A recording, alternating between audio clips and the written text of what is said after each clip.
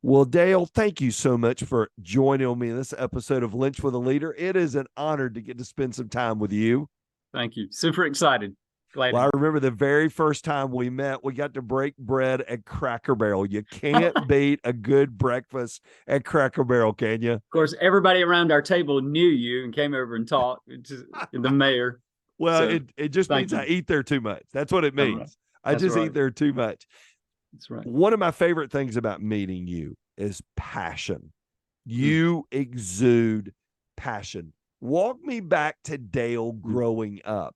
Was that who you were even then?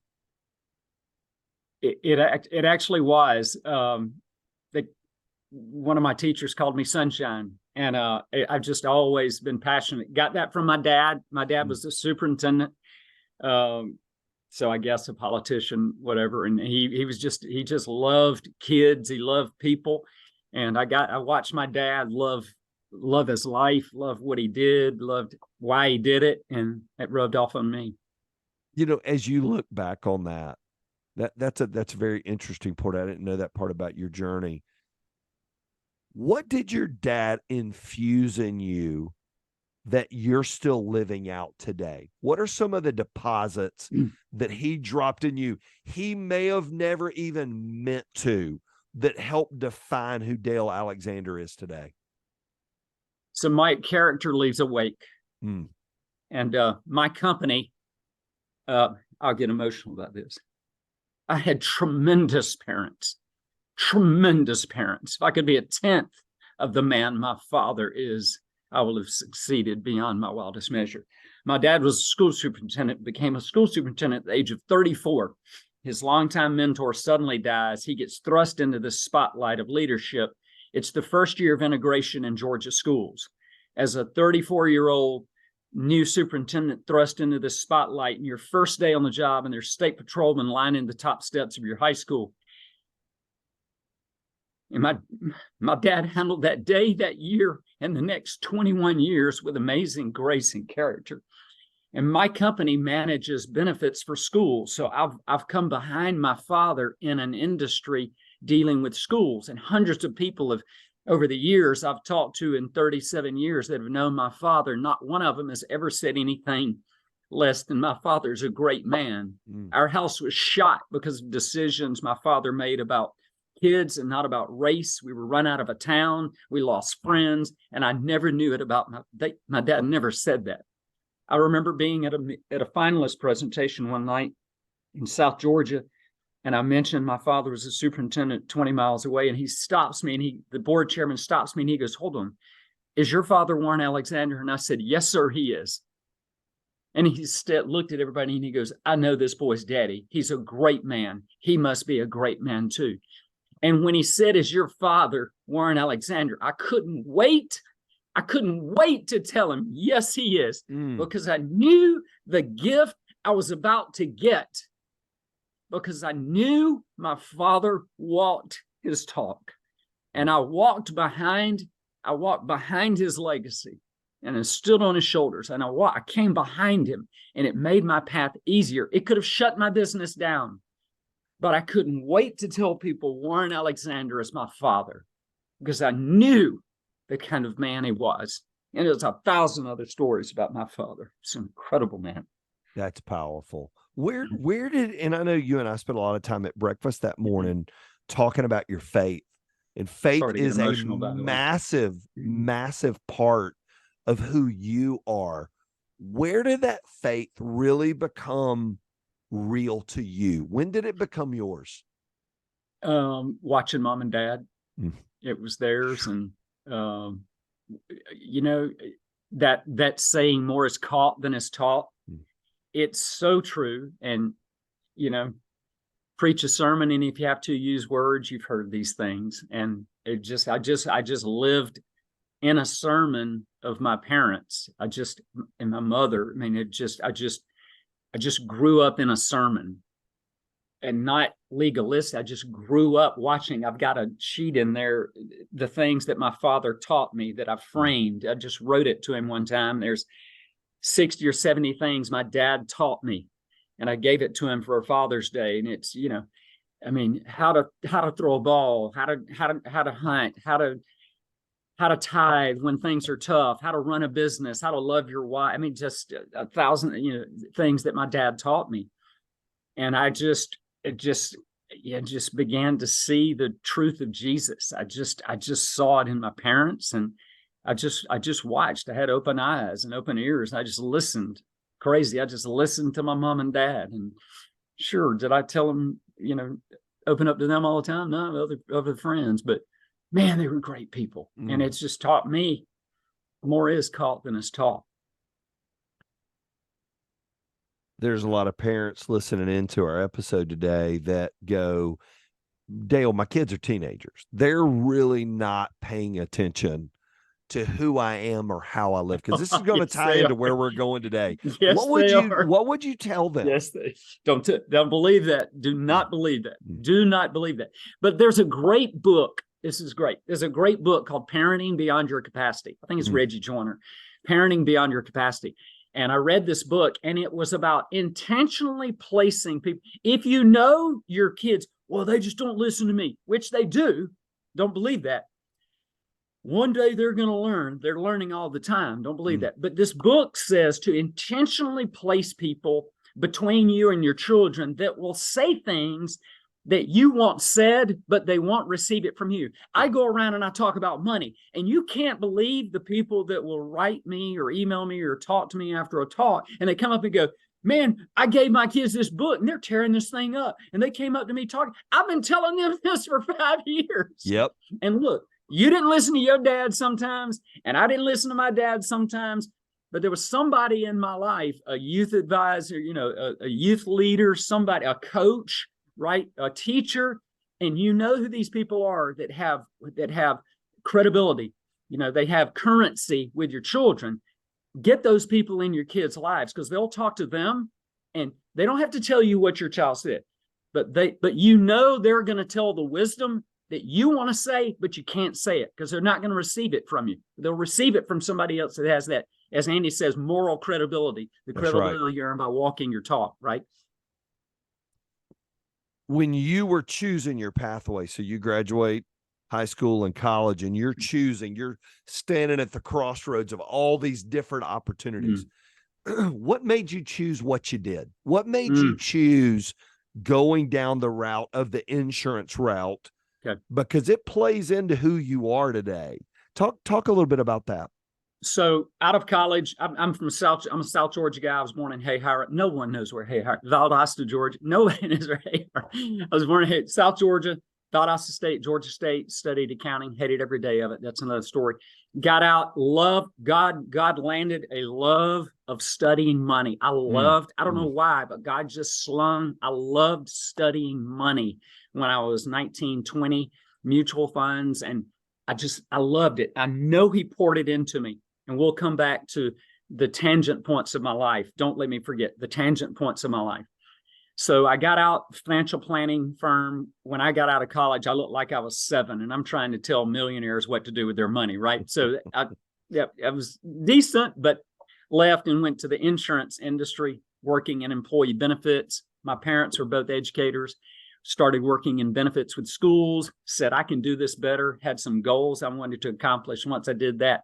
So I used that first 6 years of my career as like an MBA class, and got the CF, Certified Financial Planning designation, and some other things. Got my goals, knew what I wanted to do. I could do it better, created my own firm, started that.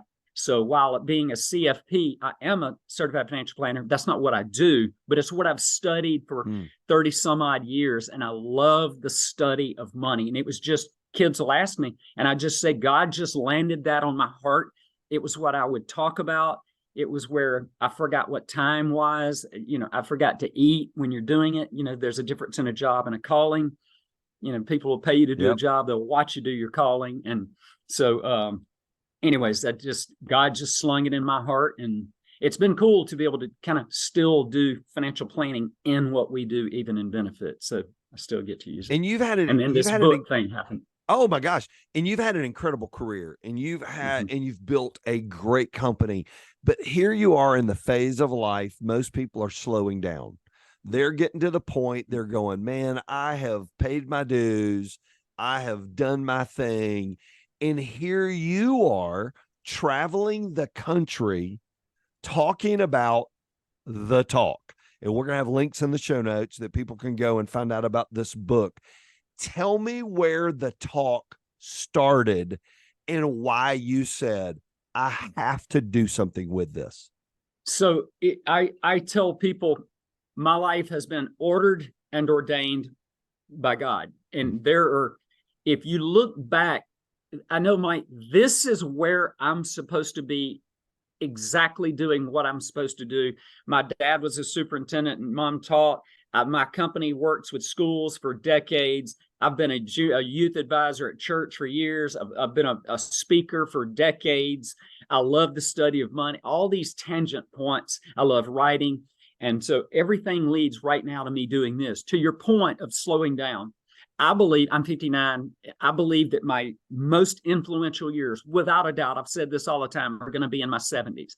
I don't even think, I just think I'm barely cranking up, because our wisdom that we all have as we get older, and there's a book that, in your mid to late 30s and 40s is when you have the most info. I don't believe that. I just don't believe that. We've got so much wisdom.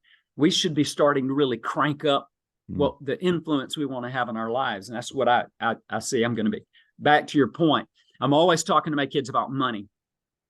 And in November of 2019, we're in the kitchen and talking to my two sons, and my middle son, Grant, goes, Dad, you need to tell all of our friends this principle, this story. You need to tell them. So I said, okay, get all your knucklehead buddies in our this conference room at our office building next month, Christmas break, when they come home, get them all in that conference room. There's 50 kids in here. There's pizza all down the hall. It's a crazy night. Now, I told this story about money, and it kind of locally went Facebook Livey viral thingy. And I went, this has got some legs. So I wrote kind of the lesson, the brochure, and started going around teaching this to my client high schools, and it started getting legs. And my editor publisher was at our house in Jack's Beach visiting with his brother, and he goes, man, get this book out. You've got this in you. And I just cut on my microphone on my computer and just started telling the story and put lipstick on the pig, and the thing comes out, and it just it is what it is.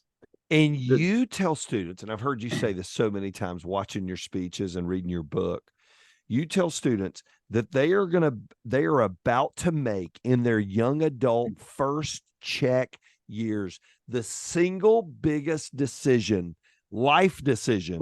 Thank you. Life decision. Yes, that they will ever make in their lives. And that sounds pretty big. Why are you so passionate that they get this right when they start? So we'll get to the meat of the lesson, to the decision, but the book is called The Talk About Money, a young adult's guide to the one decision that changes everything.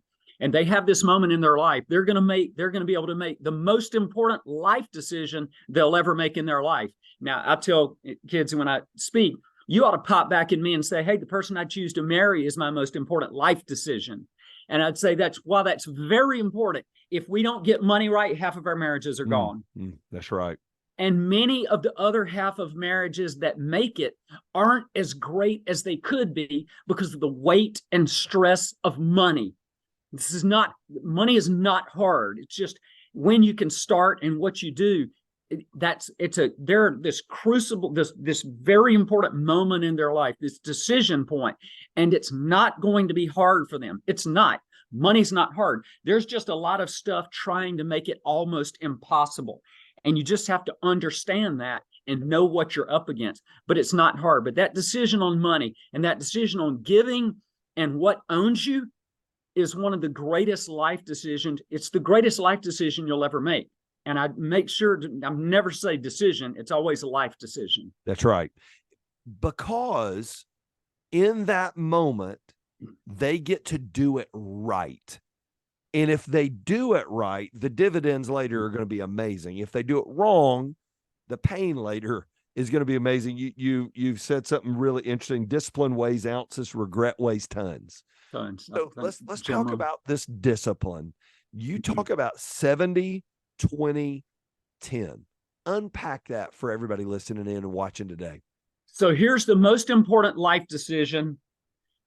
You're young adults, and I wrote this book for basically 16 to 24-ish, but I have 65-year-olds saying I got so much out of these lessons. But I wrote it for young adults yet to get their first real job. And here's the principle.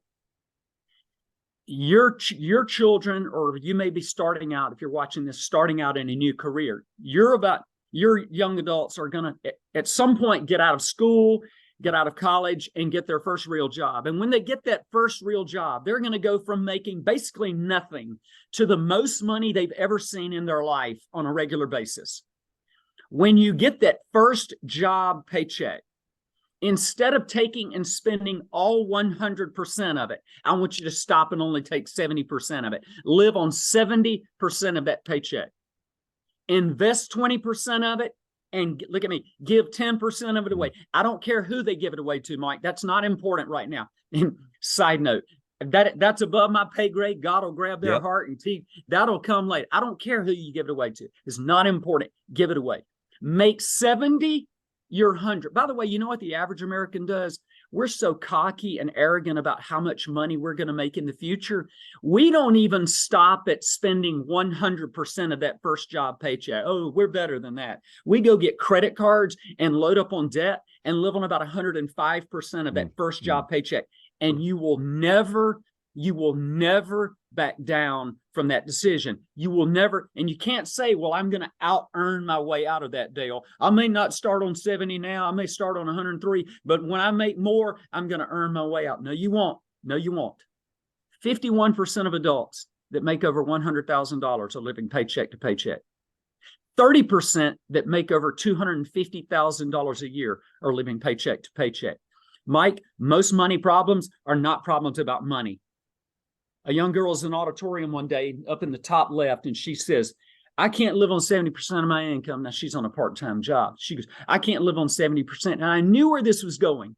And I said, why can't you live on 70%? And she said, because it cost me $100 to get my nails done. And every kid in that room went, oh, and turned and looked at her. And I shut my mouth, and the principal lit her up. That's not a money problem. It's not a money problem. And so these kids, look, 70% of that first job paycheck is still going to be the most money you've ever seen in your life. You're at zero. You don't have a standard of living established yet. And whatever number, 70, you accept as your standard, that becomes your reality. You'll never know in 2 months that 70 is not 100. What do you mean? My 100 is just my 100. That's just all I know. That's just my 100. And somebody goes, well, that's hard. I've heard this quote. Well, that's hard. Look, being financially successful is hard. Being broke is hard. Pick your hard. I'm sorry. I'm getting so loud and passionate about it. No, you're exactly right. So here's the most important thing that I say in the whole lesson. These young adults have one shot to make this happen. Because if they take 3 of those first job paychecks, this is what I've studied for 37 years of my career. Anyone debate me on. If you take 3 of those first job paychecks, spending all 100%, you will never back down to 70. It's over. And you will live life like most of America, which is broke. And I don't care how big the house is, broke, stressed, angry, and anxious because of the weight of money. And this is a moment they'll never even know they made a decision because they're going from zero to the most money they've ever seen in their life. And still, it's just going to be 70%. Imagine if you pay off a car loan. The next month, you've got $500 free, don't you? Found money, free money. You can either immediately turn it and use that $500 for good, or you can leave it alone. And the social media advertising algorithms and the unawareness and the greed and the just unknown and the envy is going to go grab it. And in 2 months, you can never get it back. This is that decision on every paycheck for the rest of your life. And I'd love to tell you the example of what it can look like actually. Yeah, because that's a powerful example. And I heard you just recently giving a talk to a group of college students, and you sort of extrapolate out a $36,000 salary, which most people will make coming out. It's right there in your outline. Unpack the power of getting this right for some average kid whose parents didn't do great. They feel like life stacked against them, but they make the choice and they hear you at an auditorium in Hazelhurst, Georgia, and they go, I'm going to do this. Tell our audience what that 36,000 can become over a lifetime. It's amazing. When I go speak, yesterday I was at 500 kids at Cherokee High School, or I go to Thomasville or Wilcox County near where you're down there talking about my home. And I want to start telling schools, when I start talking for the next 55 minutes, if you see one phone come out, if you see one phone get looked at, my company will donate $1,000 or whatever. It's dead quiet for 55 minutes. And kids, they're starving for hope because they know they're getting played by social media. They know they're getting lied to, but they don't know the answer. And kids sit there and listen to this. So here's the example I use. I say, let's start with a $36,000 salary. Every one of you will achieve that. That's a normal starting salary in America. I don't care if you work in law, teaching, UPS, Walmart. That's a normal starting salary, and all of you will achieve that. And if you take $36,000, just $3,000 a month, well, the magic happens when you make 70% of that $2,100. Well, how do you do that? You figure it out. You get you some extra roommates. You stay at home an extra year. You figure it out, because after a couple of months, it's just going to be normal. You figure it out. Again, financially successful is hard. Broke's hard. Figure it out which hard you want. So again, 2,100. That's going to be your 70%. That's 100 for you. 20% of 3,000 is $600 a month. Out of the gate, the first month, you're investing $600, more than the average American family. You got your mutual fund portfolio going, your inside financial margin that's creating positivity in your life, in your marriage, in your life. Your life, things are just lighter when you're living inside financial margin, right? 20% is $600 times 2, 7,200, and I extrapolate that out. 10% giving. 10% of 3,000 is $300. You got to walk around every month and give away $300. Let me say this. Everything about your life changes. It's hard to walk around and give away $300 a month, but everything about your life gets new perspective. The 10% giving column, and I love saying this to these kids, the 10% giving column will do more to and for you than the 20% investing column. You'll start caring more about the 10% column than you will about the 20. You'll start taking from the 20% investing column and moving it to the 10% column. We can come back to this, because everything about life changes when you start giving. The mind doesn't allow itself to feel hopeless when it's giving hope. It's physically impossible. And if you do this for the rest of your working life, you'll get to the end and have given away $437,000, not have $500,000 at retirement, given away $437,000 and have $5.2 million on a $36,000 salary. Look at me. That does not care what kind of family you came from, does it? It's a principle, and principles don't care. It doesn't care if you get an education, what education level, if you go to college, it's a principle. It doesn't care what race, what faith, or what country you're from. Money doesn't care. You see, this is lying to you. This is lying to you. And this is saying you'll never be able to do it. This is saying the only way you'll have success is to keep more, to get more, to hoard more, and to serve ourselves more. It's the world's greatest lie, and they know it is. I've talked to 38,444 kids since last June in person. They know that. They know it's a lie. They know it's a lie. They just don't know the answer. And a principal in Little Rock, Arkansas said, "Did you see the hoodie?" And I said, "I know exactly." The biggest kid in the room sitting back there with this hoodie pulled over his head, didn't care about me at all. And I start talking. And at the end, the hoodie's off his back and he's leaned up like this. And he's the last one standing by me when everybody left out of the room. They're starving. And when they find out that anyone can be one of the wealthiest, most generous people in the world, anyone can.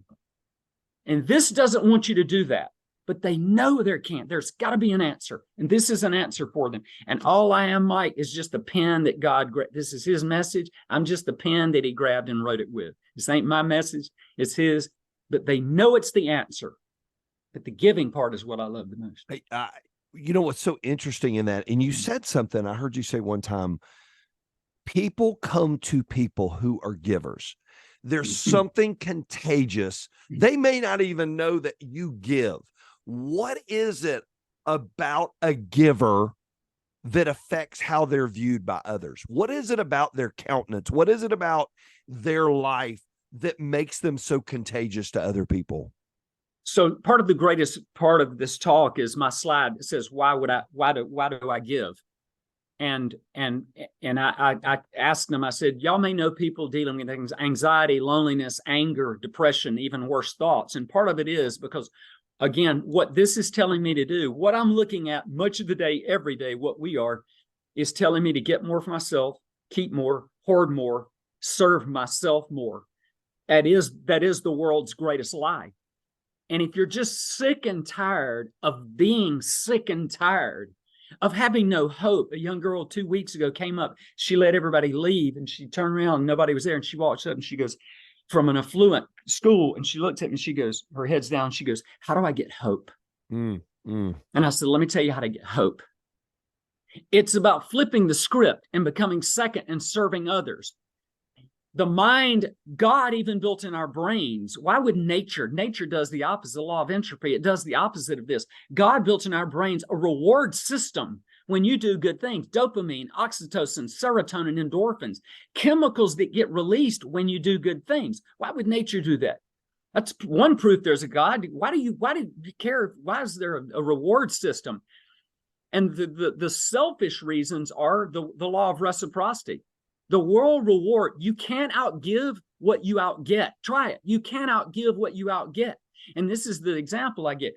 You know, in my life, I've seen this work financially. I'm not a prosperity preacher. Yep. I'm not saying that's going to work for you. In my life, the more I've tried to give away, the more has come back. We can get into that. Solomon and the baby cut it in half. Well, you're the real mom because you showed love, right? There's 1,000 lessons here. But in my life, the more I've tried to give, and here's the thing that I tell these young adults, this is the trick about giving that you don't know. It's a trick. When you give 10, if I give you 10, I'm going to need to get 12 back, whatever 10 and 12 are. This is what I tell them. Everything changes. Everything about life gets new perspective when you start giving. Because when you give 10 and you start giving, this is why I say the 10% column will do more to and for you. The 12 you think you want to get back will completely change. Because when your heart wraps around giving, what you think you want to get back when you start completely changes. And everybody has this. It's not a zero-sum game where some have to gain and some have to lose. You light a candle, yours doesn't get dimmer, right? So I tell these kids, when you start giving, what you think you want to get completely changes. Here's the third reason, the selfish reason, because the world rewards givers. That's good. Everybody wants a piece of a person that's a giver, Mike, because they're rare. And I tell these kids, yesterday at Cherokee County, I use his name. I said, Liam, you start giving that $600. And the first month, people are going to start asking you to lunches for your advice and your wisdom. They're going to ask you to serve on boards. They're going to put you on planes and take you to places you can't imagine. Why? Because givers are rare. And everybody wants to be around a person that's a giver. They're rare. And that's not why you give. But when you give, it's just a byproduct. I mean, there's a selfish reason to selflessness, you could say. I mean, whether it's I want to get into the gates of heaven or it makes me feel great. George Jenkins was the founder of Publix. Listen to this. I love Publix. Maybe it's just me. Come on, guys. You can say you love Publix. There's some of you out there. I know there are. That's right. Not just me. And when you go into Publix, there's a picture of an old guy named George Jenkins, who was Great Christian man. By the way, they're the Chick-fil-A of grocery stores. That's I don't know right. if you knew that. He was a great man, and he gave away millions of dollars in Lakeland, Florida, down there. And he was once asked, in his pictures behind the service counter, George Jenkins, 1929 to 1992, I think. George Jenkins, you'll never not see this now when you walk out of a Publix. And he was once asked, how much would you be worth had you not given away so much money? And he said, probably nothing. He owed everything he had to what he gave away, because he knew the law of reciprocity. It's why Jesus taught more about money than he did about heaven and hell combined. Yep. It's not close, because it's amazing. Jesus knew us more thousands of years ago than we literally know our own hearts. He knew stuff would own us. And he just said, and he never wanted your money, he never cared about it. He just knew stuff was going to get in the way of loving people. And I'm trying to tell you, a girl, 10 minutes after I left Cherokee High School, this young student's emailing me. She goes, where do I give my 10%? I know I want to give. I know I want to give some stuff. How do I do it? Do I write? And she's asking these questions, and moms will call me and go, my kids said, everybody talks about saving, but nobody talked about giving like that guy said. That's right. Yep. So anyways. You think, Dale, this is a no-brainer. I mean, this just seems like a no-brainer. Why in the country we live in would people know this? Okay, so I could make $36,000. I could give away over $400,000. I could make $36,000. I could save $5.2 million. Why would people still choose not to do it? Just what the world tells us? So it's funny you ask. I say, why won't some do this? Save and give. I've even brought that same thing up. Number one is highlight reels. So I've answered that. Highlight reels. Yep. And the battle to keep up. So what I'm looking at here, I tell these kids, is this people's best or worst? It's all their best, right? It's cropped, filtered. It's the best beach. It's the prettiest hair, the best dress, the best pose. It's the best of every, biggest watch, cleanest car. It's the best we've got. And it's not true. All you're seeing is highlight reels. And we think it's the truth. And so we're saying, I'm not pretty enough. I'm not thin enough. My beach isn't this enough. My wife is not blank enough. And all you're seeing is highlight reels. And it's not true, Mike. It's a highlight reel. You ever seen a great trailer for a movie and you go see the movie and it's terrible?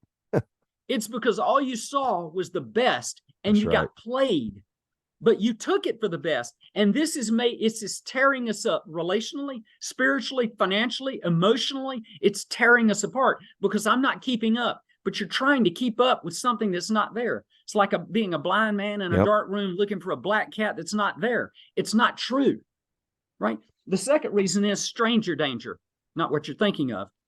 When I was 18, wise people told me to do things that I didn't do. Why? Because, man, that's way down the road. I ain't ever going to happen to me.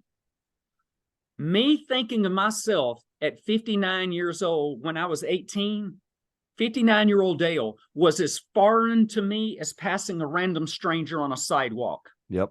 And I don't care about me in 40 years. Why would you ever smoke a cigarette? Why? You're likely to die a horrible death, but not until 30 years down the road. And I don't care about me 30 years down the road. And there's some other reasons that are in the book, but these are just some of the reasons people aren't doing this. And it's easy to understand why you don't when you understand what's against you. And you've never heard that $36,000, now I'm going to pull the hoodie back. You've never heard that anyone can be one of the wealthiest, most generous people in the world. And I've set all this up at the very beginning when we go through true false questions to test their money knowledge. We've set it all up to let them know, man, I'm thinking wrong. What would you tell a parent? What would you tell a parent who hasn't made great financial decisions? They're sitting there and they're in the make $250K a year and live paycheck to paycheck, but they want their kids to do right. What advice would you give them about still pointing their kids this direction? Because I think the shame of it is, I'm just not going to say anything. I've never earned the right to say the right thing about money. What advice would you give them? Every adult that's watched this in a room will say all or one of three things. Where was this when I was 18? Mm. Which, by the way, bring me back to the state of Georgia Board of Education and their work. Where was this when I was 18? Our parents never talked to us about money. And what you said is so poignant. What's the parent going to tell you? They probably did it. Most of us did it wrong. And what am I going to tell you? You need to do money right. Well, Dad, how did you do it? Put it in a bank. I know that ain't right, but just put it in a bank. You mean, what are you going to tell them? So they leave it on. That's why I called it the talk about money. I got your talk about money. You can talk about it. I got this one. And the third thing they might ask Mike is this: Dale, I didn't start on 70. What do I do now? There's two things you do. Number one, from now on, for the rest of your life, every new dollar that comes into your home, every new dollar, you're living on your income right now. You're living on something right now. That's right. Every new dollar, it's a garage sale money, you pay off a car loan, you got a bonus at your work, a step raise if you're a teacher, every new dollar coming into your house for the rest of your life, you're never going to take more than half of it. Get to some seasons. Look, you're hopefully you're living on what you're making right. You're making it work right now on what you're making. Okay. Hopefully you can get to some seasons to just go. My wife and I started doing this years ago. It's just, why do we need we don't need anything more. Let's just not take this. Yep. And every time you do that, you're living on less and less of your income. And things just start feeling lighter. Just start when you live inside financial margin, just problems just land a little lighter when they're problems. They just don't seem as big. We'll talk about that at the end. But every time, you never take more than half of it now. And hopefully you can take none of it for some seasons, okay? The second thing to do is when you save money, or what you have, you've got to get it working as hard as it can. And the two places that most wealth is created in the world is stocks and real estate. Yep. And the way and all this is in the lesson, and you can watch it. I've got it on my web. You can watch the whole lesson. It's on Audible, or you can, get the book. But so everything is there. But it's to get it going. If you're gonna, if you got it in a bank, I talk about that. Where's the best place to supercharge it? What you do save, get it done right. And I teach you how to do that. It's just not hard. This stuff is not hard. It's not hard. You talked about the State Board of Education in Georgia did something really significant for seniors. Tell everybody about this. This is pretty powerful. So when the lesson was out, not the book, they asked me to come before the State Board of Education. Fenna Petty is one of the board members and loves investing. We talked, and she goes, "You got to come tell the story." I went down there, and they fell in love with it and wanted to try to get it out to the schools. And then the book came out. And so they agreed to get the book to every senior this past April, every graduating senior this past year in Georgia schools, 120,000, every senior in Georgia got the book. And there's about 18, 20 states that have mandated personal finance. All of them will in the future, or many more will. You have to. And but Georgia believes in this. They really do believe in this. It's a burden on their heart, and I'm just grateful they let the talk get out there too. And it's funny. I would go speak at a college, and I was at Reinhardt Monday, and I saw you at our high school, or I saw you at my church. I saw you at our church college ministry. I've got your book by my bedside table from last year. It's just really neat to the emails and from youth that just never thought there was a shot. Young men that'll come up and just hold me and say, "Can I hug you?" And just hold me, Mike. And you can feel them crying. And they'll say things like, "You have no idea what this will do to my life. You have no idea what this is going to do for my family." So, I remember a young girl, she walks up to me and she had her phone in her hand. She goes, "We're getting lied to, aren't we?" I said, "Yes, you are." And you're getting lied to you by people. You're getting lied to you by people who care nothing about you. You understand that these people care nothing about you. And it's just amazing to the hope that you can see in these kids' eyes. There's no other way out. There's no other way out. And they know there's a way, but they just don't know what it is. And finally, maybe this is that glimmer that says, and what I love is from the first gate, you just got to start giving. You got to start having it not be about you. So anyways. What's a success to you? What would be a successful life for Dale Alexander? If you were to define in the rearview mirror, yes, my life was a success, what would that be? Having the affection and admiration of my wife, the obedience and love of my children, the pride of my parents, and the respect of my friends and colleagues. I've thought about that a little bit. You know, it's no, go ahead, please. I was just going to repeat it. Go ahead. Why that and not, I've built a great company, I have amassed a great fortune, I have influenced millions of kids about their finances? Why would you go to that as a success? We have a place in Jacksonville Beach, and I grew up, I loved surfing. And when you surf, or you just play in the ocean, have you ever noticed when you're playing in the ocean and you get ready, everybody loves, it's fun out there playing in the ocean. In 45 minutes, when you're ready to go back in, have you ever noticed you're a quarter of a mile down the beach? You never realized when you were drifting. Good. Andy Stanley says, nobody realizes when they're getting lost, but they all realize when they are lost. Yep.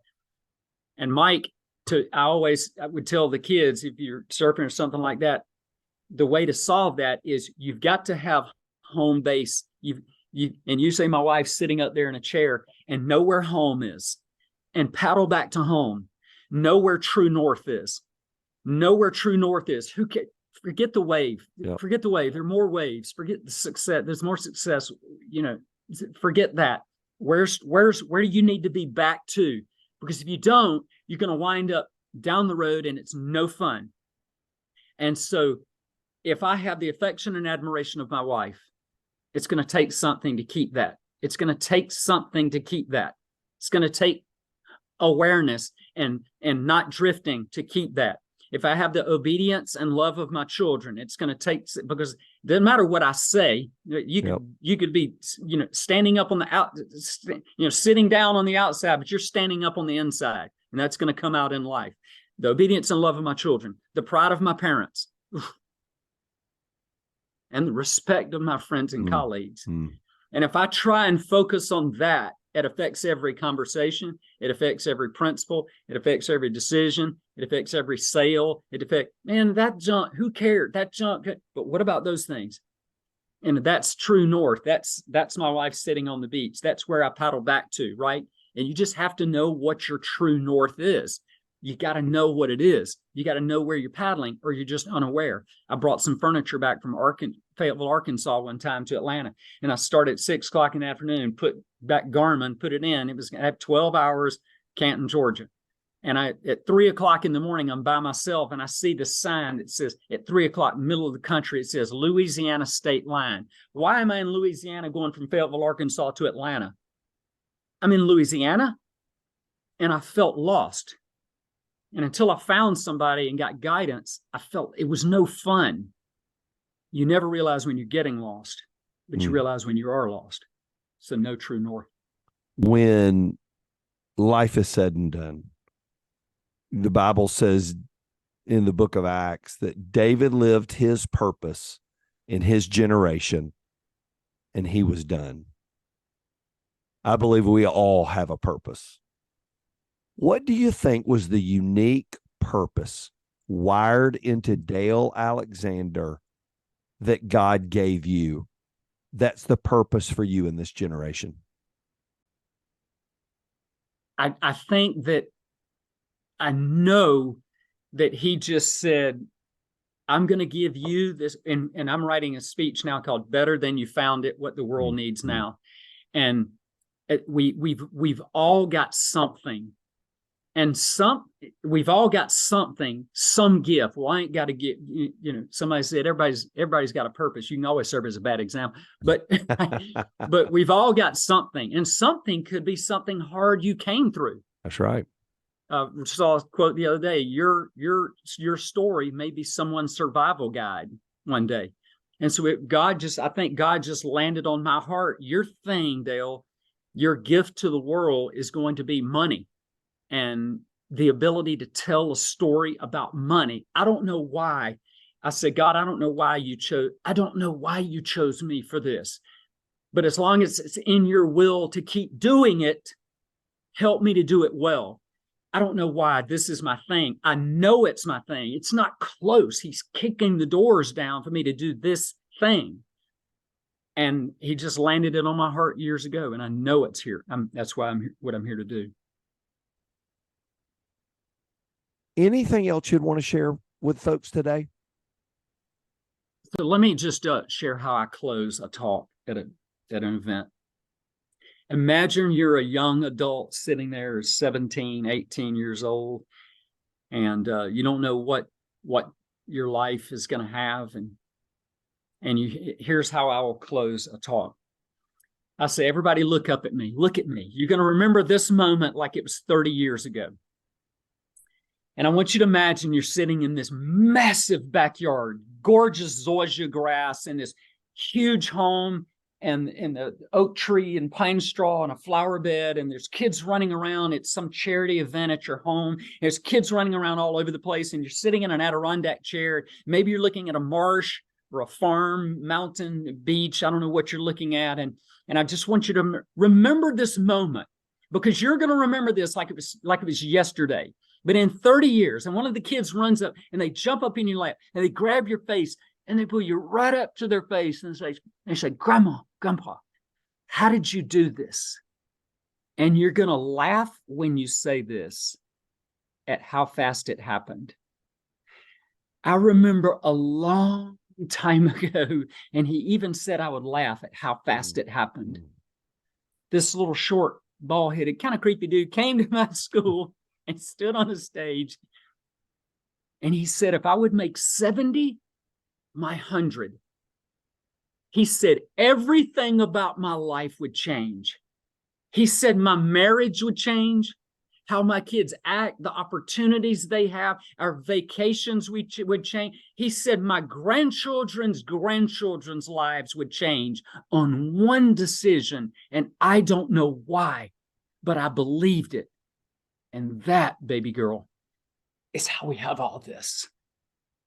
And a friend of mine came to Westlake High School in South Fulton one day, and he said, can I say something? And I said, yeah. And he walks down front, Michelangelo, and he looks at them and he says, in 30 years, one of you is going to get in your private jet and fly to Jacksonville Beach and sit in Mr. Dale's backyard and thank him for what you learned today.